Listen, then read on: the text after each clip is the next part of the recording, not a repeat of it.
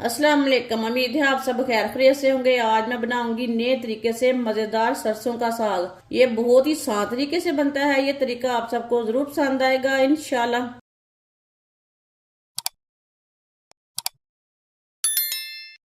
1 kilo मैंने साग लिया है। साग को मैंने अच्छी तरह साफ कर लिया है। ये ना छिलके वगैरह मैंने उतार लिए इसके। ये देखिए, साग को बारीक बारीक कट कर लेंगे। इसे ऐसे ही बारीक बारीक कट करना है।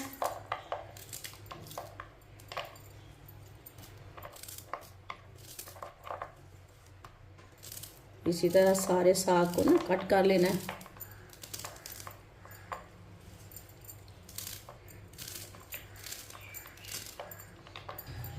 सारे साग को मैंने बारीक बारीक कट कर लिया। इसे अच्छी तरह वॉश कर लेंगे 2-3 बार पानी में। 1 किलो मैंने पालक ली थी। पालक को मैंने अच्छी तरह साफ करके बारीक बारीक कट कर लिया। अब इसे भी 2-3 बार पानी में अच्छी तरह वॉश कर लेंगे।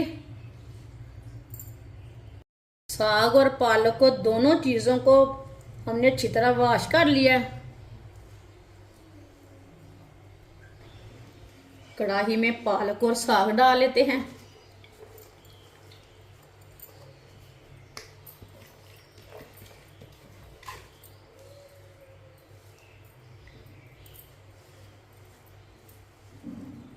इसे मैंने सीधा कर लिया साग को। 4 सब्ज मिर्च डालेंगे, आधा चमच नमक, 1 गिलास पानी। चूल्हे की आंच को मैंने तेज रखा है। तेज आंच पर पानी को बॉयल आने देते हैं। पानी को बॉयल आ चुका है। अब इसे 2 मिनट के लिए ऐसे ही पकने देते हैं।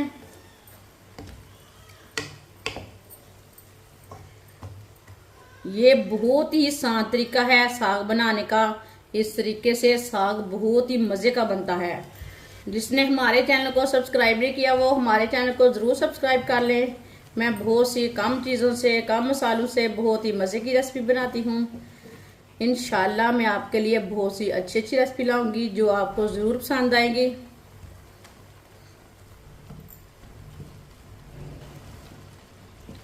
दो मिनट के लिए मैंने पका लिया।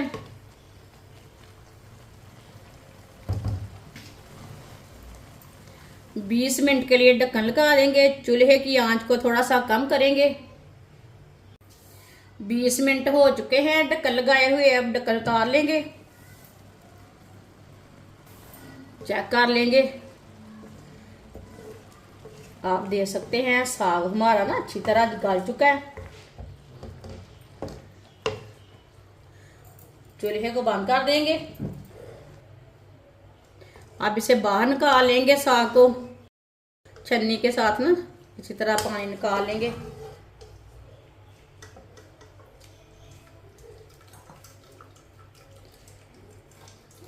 प्याले में डाल लेंगे।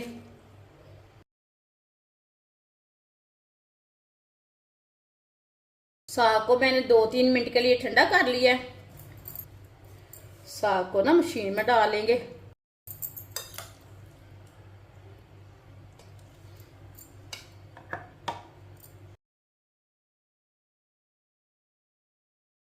साग को ना ग्राइंड कर लेंगे।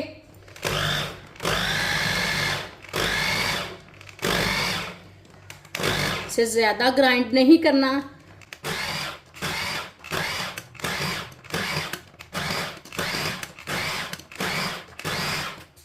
इसे मैंने ग्राइंड कर लिया।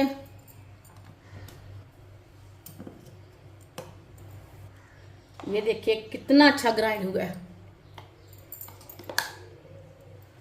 जो बाकी का बचा हुआ साग है इसे भी इसी तरह ग्राइंड कर लेंगे।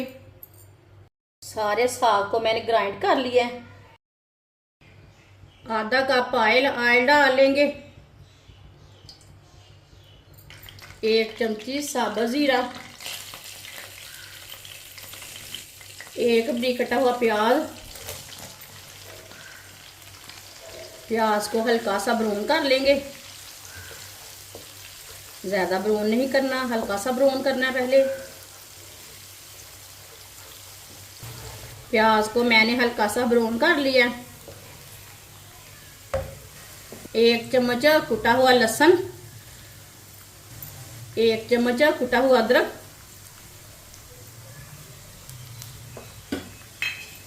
2 मिनट के लिए दोनों चीज़ों को पका लेंगे। 2 मिनट पकाने से ना इस सब चीज़ों का कच्चापन खत्म हो जाता है।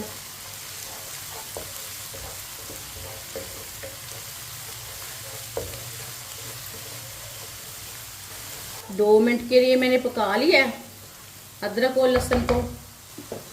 1 टमाटर डाल लेंगे बारीक कटा हुआ, मिक्स कर लेंगे। टमाटर को भी 2 मिनट के लिए पका लेंगे। टमाटर 2 मिनट पकाने से नरम भी हो जाते हैं, साथ में इसका कच्चापन भी खत्म हो जाता है।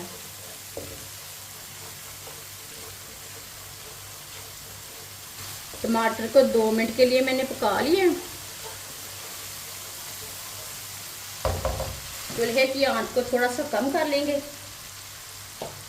आधा चम्मच कस्तूरी मेथी डाल लेंगे।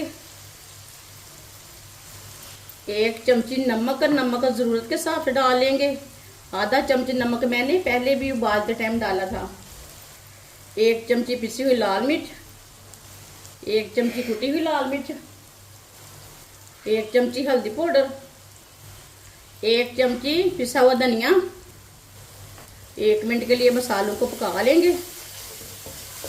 चूल्हे की आंच को मैंने कम रखा है, ज़्यादा नहीं रखा। कम आंच पे मसालों को पकाना है, जलने नहीं देना। मसालों को 1 मिनट के लिए मैंने पका लिया है। अब इसमें साग डाल लेंगे, अच्छी तरह मिक्स कर लेंगे। चूल्हे की आंच को मैंने तेज़ कर लिया है। तेज़ आंच पर अच्छी तरह मिक्स कर लेंगे साग को। अच्छी तरह मैंने इसे मिक्स कर लिया।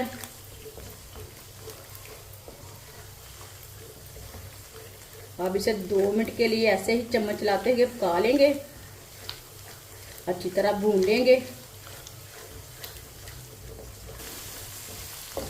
2 मिनट के लिए मैंने तेज़ आंच पर पका लिया। अब चूल्हे को बंद कर देंगे।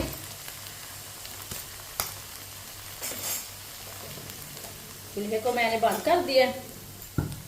माशाल्लाह देखिए कितना अच्छा साग बना है। इसे प्लेट में डाल लेंगे।